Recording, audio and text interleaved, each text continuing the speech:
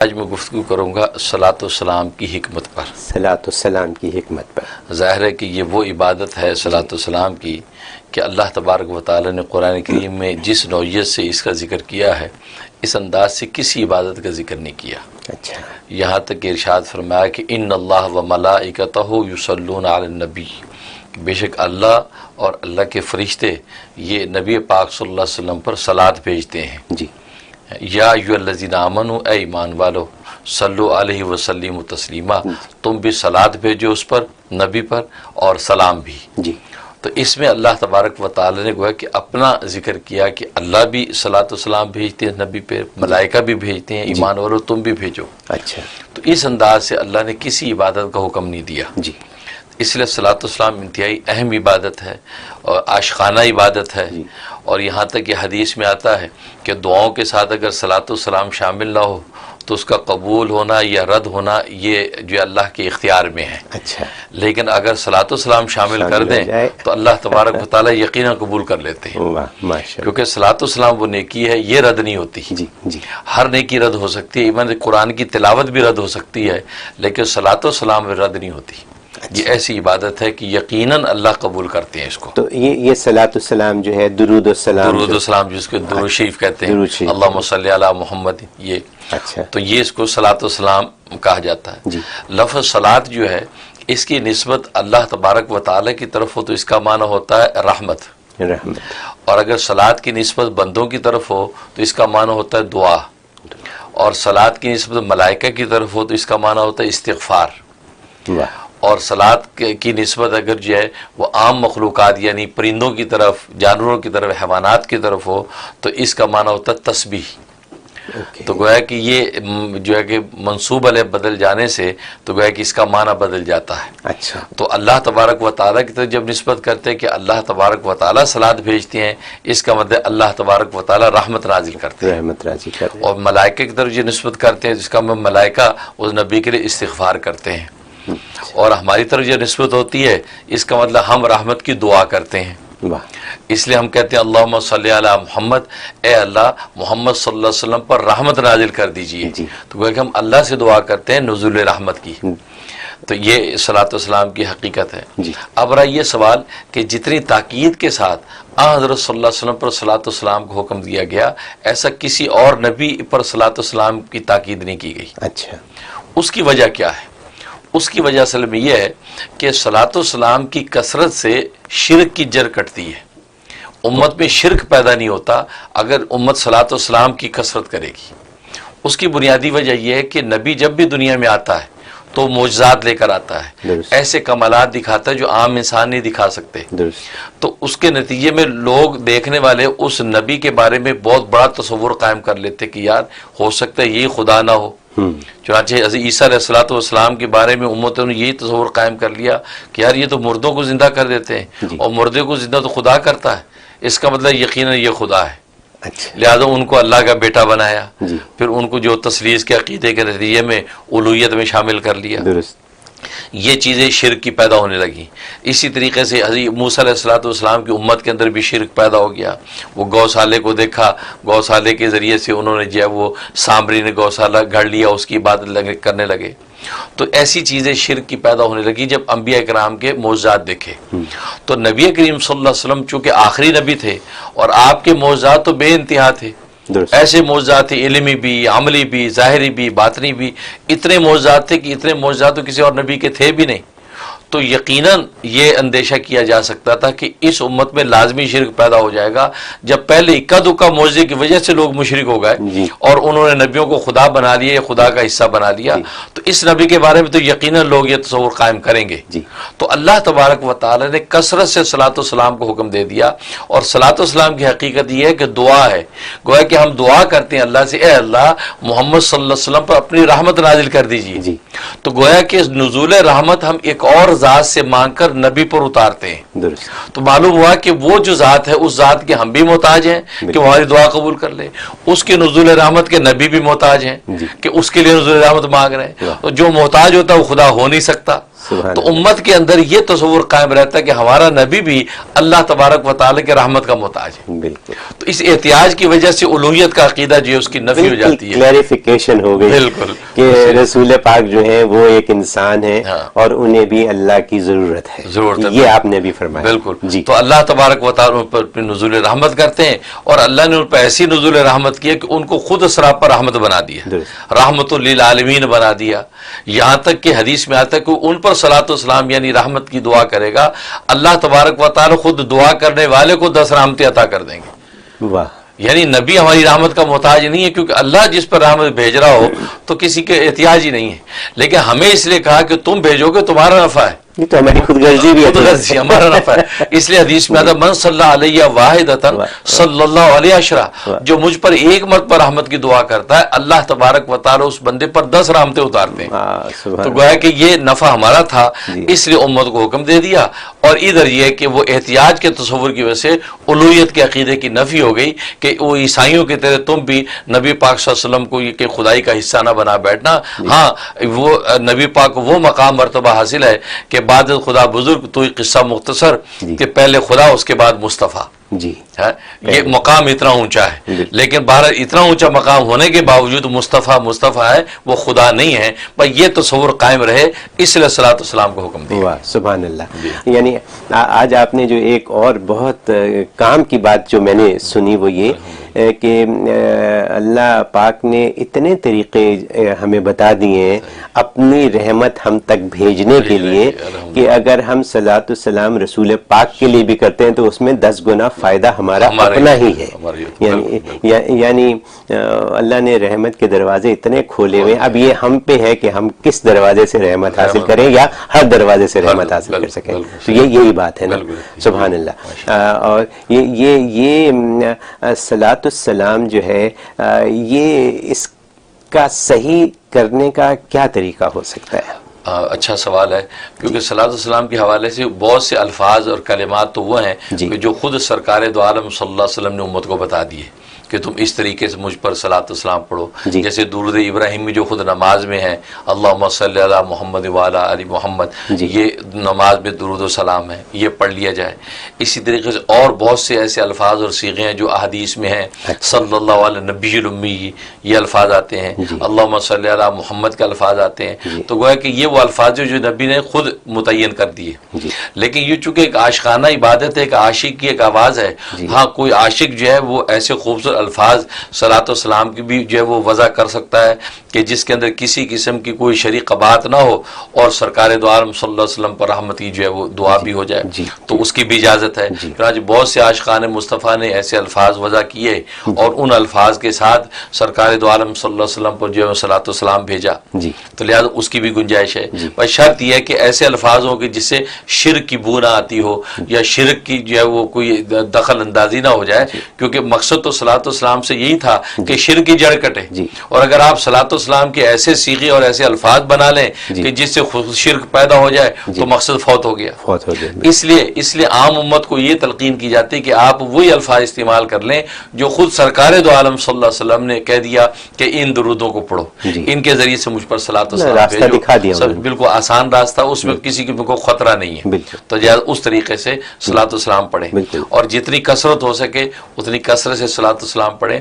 یہاں تک کہ حدیث میں آتا ہے کہ ایک صحابی جو ہے حضرت صلی اللہ علیہ وسلم کی خدمت میں آئے اور انہوں نے اپنے معمولات کی تفصیل بتائی کہ میں اتنے حصے بنائے ہیں, 4 حصے وقت کے بنا لیے ہیں, ان میں سے 3 حصے جو ہے اپنے دوسرے ذکر و اذکار میں لگاتا ہوں اور 1 حصہ میں آپ پر صلاۃ والسلام پڑھتا ہوں. تو حضرت صلی اللہ علیہ وسلم فرمایا کہ بہت اچھا کرتے ہو, لیکن اگر تھوڑا سا بڑھا دو تو اور اچھا ہے. تو انہوں نے دوسرے وقت میں آئے, کہا جی میں نے 4 حصے بنا دیے, 2 حصے اپنے دوسرے ذکر و اذکار میں اور 2 حصے صلاۃ والسلام کے لیے کر دیے. تو ٹھیک ہے, فرمایا کہ بہت اچھا کرتے ہو, لیکن تھوڑا سا اور بڑھا دو تو بہت اچھا ہے. تو وہ پھر انہیں 3 حصے کر دیے. کہا جی میں نے اب 3 حصے صلاۃ والسلام کے لیے کر دیے اور 1 حصہ اپنے ذاتی ذکر و اذکار کے لیے کر دیا.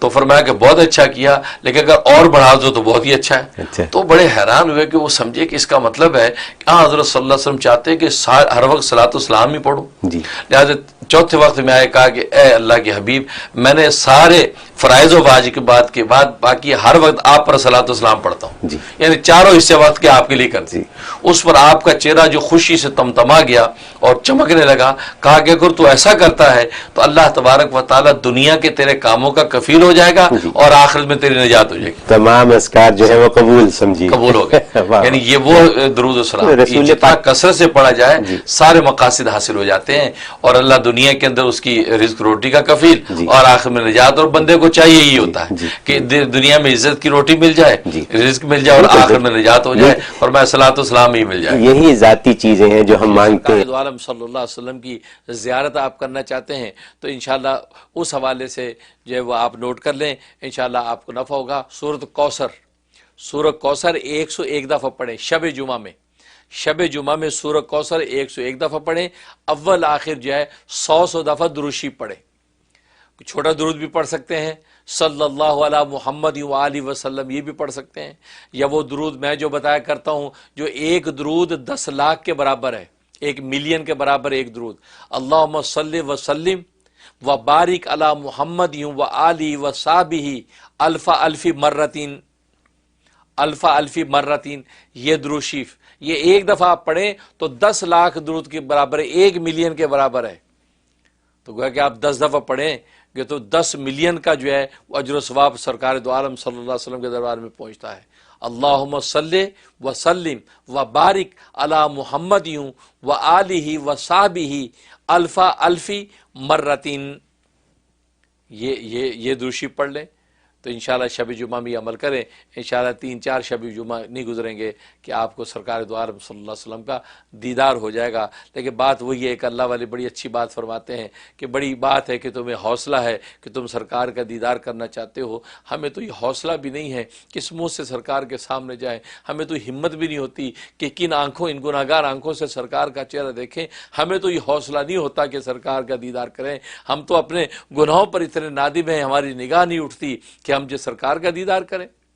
کہتے ہیں لوگوں تمہارا حوصلہ ہے کہ تم سرکار کا دیدار کرنے کی تمنا کرتے ہو، ہمیں تو حوصلہ نہیں ہوتا کیونکہ اتنے گندے ہیں کہ سرکار کا دیدار ہوا اور انہوں نے نگاہ ڈالی اور اندر کے ساری گناہ ظاہر ہوئے نظر آئے اور انہوں نے اتنا پوچھ لیا کہ تو نے یہ کیا، تو یہ کرتا ہے، بس کہا کہ پھر گڑ جائیں گے، پھر زمین بوس ہو جائیں گے، ہمیں جینے کے لیے جگہ نہیں ملے گی، پھر وہ ہمیں چین کون دلائے گا، ہمیں پھر چین کون دلائے گا۔ یہ بڑی پتے کی بات اللہ والے نے کی ہے کہ شوق تو ہوتا ہے کہ دیدار ہو جائے، لیکن دیدار ہماری حالت ہمیں پتہ ہے نا، ہماری اندر کی حالت یہ ہے کہ سفیان ثوری فرماتے ہیں کہ رب کعبہ کی قسم ہم اندر سے اتنے گندے اور متعفن ہیں، اگر ہمارا اندر ظاہر ہو جائے تو کتے اور خنزیر بھی ہمارے قریب سے گزرنا گوارا نہ کریں، ہم اندر سے اتنے متعفن اور بدبودار ہیں، ہم اتنے گندے ہیں کہ ہم جو ہے اب ہمارے پاس سے کتے اور خنزیر نہ گزریں، ہم اتنے متعفن ہیں۔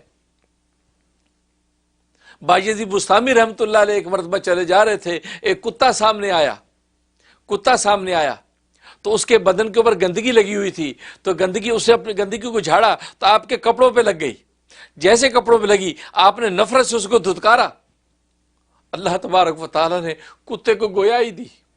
کتا بولا، کہا کہ اے بھائی بستامی تو اللہ کا بڑا قریب اور ولی بنا ہوا ہے، میرے بدن پہ جو گندگی لگی ہے یہ سمندر کے پانی سے پاک ہو جائے گی، لیکن تیرے دل میں مجھے دیکھ کر جو تکبر کی گندگی لگ گئی ہے یہ گندگی 7 سمندر سے بھی پاک نہیں ہو سکتی۔ تو اپنے آپ کو مجھ سے افضل سمجھتا ہے، میرے بدن کی گندگی پر تو نے مجھے نفرت سے دیکھا ہے۔ کتے کو اللہ نے گویائی دی، اور یہ اللہ کی سنتیں ہیں کہ اپنے اولیاء اللہ کی اس طریقے سے تعلیمات کرتے ہیں، جو تربیتیں کرتے ہیں۔ بایزید بستامی رونے لگے، گڑگڑانے لگے، کہا کہ مجھے معاف کر دے، میں نے تجھ سے تکبر کیا، تم مجھ سے دوستی کر لے۔ کتے نے کہا میری تیری دوستی، میری تیری کیا دوستی ہوگی، میں جہاں جاتا ہوں لوگ مجھے پتھر مارتے ہیں، تو جہاں جاتا ہے لوگ تجھے عزت سے تیرے ہاتھ چومتے ہیں، میری تیری دوستی نہیں ہو سکتی، میں جاؤں تو لوگ پتھر ماریں اور تو ساتھ ہو تیرے ہاتھ چومے۔ کہا کہ آگ اور پانی اکٹھے نہیں ہو سکتے، بایزید میری تیری دوستی نہیں ہو سکتی۔ یہ کہہ کے کتا ایک راستے کو چلا، بایزید بستامی زمین پہ گر گئے اور خدا سے گڑگڑانے لگے، اے رب ذوالجلال جو بایزید اس کتے کے ساتھ دوستی کے قابل نہیں، اس کتے کے ساتھ دوستی کے قابل نہیں ہے، تیرے ساتھ دوستی کے قابل کیسے ہوں گا؟ تیرے ساتھ دوستی کے قابل میں کیسے ہوں گا؟ میں تو کتے سے دوستی کے قابل نہیں، یہ زمین کے کتے مجھ سے دوستی کرنے کو تیار نہیں، یا اللہ تو مجھ سے کیسے دوستی کرے گا؟ میں تو اتنا متعفن و گندہ ہوں۔ تو حقیقت یہ ہے، یہ اللہ سرکار دو عالم کا دیدار کرنے کی تمنائیں لوگ کرتے ہیں، لیکن ایک لمحے کے لیے یہ نہیں سوچتے ہم اندر سے اتنے متعفن بدبودار ہیں، خلوت کے ہمارے اتنے گناہ ہیں، اگر ان خلوت کے گناہوں کو ظاہر کر دیا جائے تو جلوت میں نے کہا جانور بھی ہمارے قریب سے نہ گزریں، ہم اتنے گندے ہیں۔ لیکن ہم اپنے گناہوں پر نگاہ کیے بغیر اس بے چینی میں آ جاتے دیدار ہو جائے۔ اگر دیدار ہو گیا، جیسے اللہ والے نے کہا کہ نبی نے دیکھتے تمہیں کہہ دیا اچھا تم خلوت میں یہ گناہ کرتے ہو، تم یہ کرتے ہو، اور آنکھ کھل گئی، بس پھر زندگی میں چین لانے والا کوئی پیدا نہیں ہوگا، کیونکہ نبی نے ناراضگی ظاہر کر دی، اب چین کہاں سے آئے گا؟ کون تمہیں تسلی دے گا؟ اس لیے فرمایا کہ ایسے حوصلے کرنے سے پہلے اپنے دامن میں جھانکا کرو کہ ہم ہیں کسی قابل، کہیں نبی کے پاس جائیں اور نبی کا دیدار کرو، نبی خواب میں ہمیں کہہ دیں کہ اچھا تو یہ گناہ کرتا ہے، کیا جواب ہوگا؟ اس لیے رضوان صاحب آپ کا حوصلہ ہے کہ آپ دیدار کی تمنا کرتے ہیں، لیکن حقیقت یہ اپنے آپ کو پاک کرو، اپنی آنکھوں کو پاک کرو، دل کو پاک کرو، باطن کے پاک کرو، ظاہر کو پاک کرو، اپنی پاکی میں لگ جاؤ۔ جب پاک صاحب خود ہو جاؤ گے، اجڑے دھلے ہو جاؤ گے، اللہ تبارک و تعالیٰ محبوب کو خود ہی ہمارے سامنے لائیں گے، خود ہی دیدار کرا دیں گے۔ جب اللہ کے منشا کے ساتھ دیدار ہوگا تو پھر اللہ تبارک و تعالیٰ ہمارے عیبوں پر پردہ بھی ڈال دیں گے اور سرکار ہمیں دیکھ کے خوش ہو جائیں گے۔ اللہ سے دعا ہے کہ اللہ تبارک و تعالیٰ سرکار کی سنتوں پہ ہمیں عمل کرنے کی توفیق عطا فرمائے۔ کوئی ایسا وظیفہ بتائیں کہ میرے کھانوں میں بہت اچھا ذائقہ آ جائے اور جو بھی کھائے اسے بہت پسند آئے۔ اچھا تو کھلا کے تو دیکھو بھائی، ہم بتائیں پھر آپ کو پسند آتا ہے کہ نہیں؟ کھلاتے ہو نہیں تو ہم کیسے کہہ دیں؟ ہماری پوری رحم ٹی وی کی ٹیم بیٹھی ہے، انشاءاللہ کھائیں گی بھی، انگلیاں بھی چاٹیں گے، آپ کی تعریف بھی کریں گے اور ذائقہ فیل ہوگا، کوئی دے تو صحیح کوئی۔ تو خیر، تو بہرحال تو یہ جو ہے آپ چاہتے ہیں کہ ذائقہ ہے، اس کا طریقہ ہے درود ابراہیمی۔ آپ کھانا پکاتے ہوئے درود ابراہیمی پڑھتے رہا کریں، نماز والا درود وہ پڑھتے رہا کریں، اور کبھی کبھی اس پہ پھونکتے رہا کریں، پڑھتے رہا کریں، پھونکتے رہا کریں۔ جتنا زیادہ زیادہ درود ابراہیمی کی تلاوت ہو سکتی کرتے رہیں اور پھونکتے رہیں، پھر دیکھو کھانے کا ذائقہ انشاءاللہ ایسا لطف آئے گا کہ خود ہی کھاتے رہ جاؤ گے، کسی دوسرے کو صلہ ہی نہیں مارو گے۔ اس لیے بھائی تو انشاءاللہ اس سے فائدہ ہوگا۔ کسی نے یہی پوچھا ہے کہ کیا صلی اللہ علیہ وآلہ وسلم، کیا یہ چھوٹا درود ہے؟ جی جی ہاں بالکل، یہ بھی چھوٹا درود ہے، صلی اللہ علیہ وآلہ وسلم، وہ بھی صحیح ہے، کیونکہ علیہ کی ضمیر سے مراد انڈرسٹوڈ محمد صلی اللہ علیہ وسلم کی ذات ہے، لیکن میں علیہ کی جگہ، ضمیر کی جگہ اس میں ظاہر لگا دیتا ہوں صلی اللہ علیہ محمد وآلہ وسلم، تو اسی ہے کہ اس میں ظاہر آ گیا محمد صلی اللہ علیہ وسلم کا نام، تو دونوں طرح صحیح ہے، بالکل کر سکتے ہیں۔ کرتا ہوں جو ایک درود 10 لاکھ کے برابر ہے، 1 ملین کے برابر ایک درود، اللہم صلی وسلم وبارک علی محمد و آلہ و صحبہ الف مرتین، الف مرتین، یہ درود شریف یہ ایک دفعہ آپ پڑھیں تو 10 لاکھ درود کے برابر ہے، 1 ملین کے برابر ہے۔ تو گویا کہ آپ 10 دفعہ پڑھیں گے تو 10 ملین کا جو ہے وہ اجر و ثواب سرکار دو عالم صلی اللہ علیہ وسلم کے دربار میں پہنچتا ہے۔ اللہم صلی وسلم وبارک علی محمد و آلہ و صحبہ الف مرتین، یہ درشی پڑھ لیں، اللہم صلی وسلم وبارک علی محمد و آلہ و صحبہ الف مرتین، اللہم صلی وسلم وبارک علی محمد و آلہ و صحبہ الف مرتین۔